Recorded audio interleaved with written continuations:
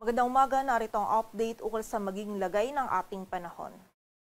Nakakaapekto pa rin ng southwest monsoon o habagat dito sa bahagi ng northern Luzon at ngayong araw ay magdadala pa rin ito ng mataas na tsansa ng mga pag-ulan, pagkilat at pagkulog dito sa bahagi ng extreme northern Luzon. And sa kasalukuyan po, yung bagyo naman na minomonitor natin sa labas ng ating area of responsibility ay huling namataan sa layong 1,635 kilometers east-northeast ng extreme northern Luzon. Hindi natin nakikita na papasok ito sa loob ng PAR and wala rin itong epekto sa anumang bahagi ng ating bansa. And bukod po dito ay wala na tayong iba pang bagyo or low pressure area na minomonitor na maaaring makaapekto dito sa ating bansa.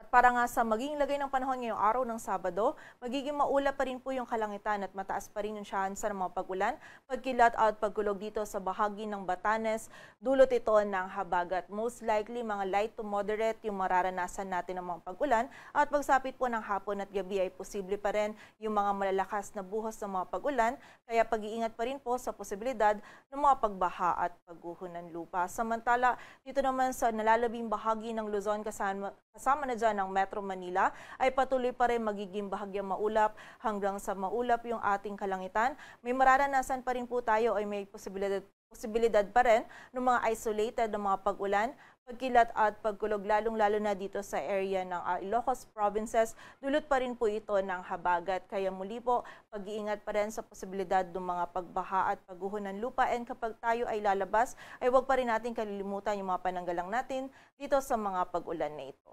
Agwat ang temperatura dito sa Metro Manila ay mula 26 to 32 degrees Celsius. Samantala dito naman sa area ng Palawan, maging sa buong bahagi ng Visayas at Mindanao, patuloy din po magiging bahagyang maulap hanggang sa maulap yung ating kalangitan. Meron pa rin tayong mararanasan ng mga isolated o yung mga biglaang pag-ulan, pagkilat at pagkulog, dulot ito ng mga localized thunderstorms. And during severe thunderstorms, posible pa rin po yung mga katamtaman hanggang sa mga malalakas na pag-ulan na maaari pa rin magdulot ng mga pagbaha at pagguho ng lupa. Kaya pag-iingat pa rin po para sa ating mga kababayan. And also yung mga regional offices natin ay nagpapalabas pa rin ng mga thunderstorm advisories or mga babala ukol sa mga pag-ulan na ito. Agwat ang temperatura sa Cebu ay mula 27 to 33 degrees Celsius at sa Davao naman ay 26 to 33 degrees Celsius.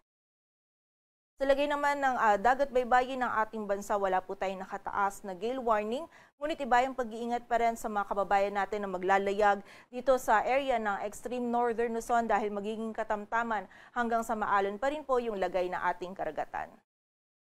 Dito sa Metro Manila, ang araw ay sisikat mamayang 5:40 ng umaga at lulubog mamayang 6:25 ng hapon.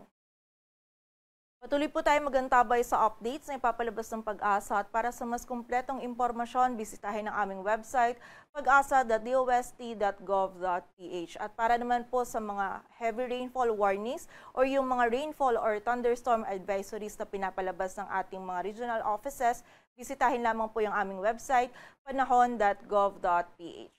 At yan po muna ang latest dito sa Weather Forecasting Center ng Pag-asa. Grace Castañeda, magandang umaga po.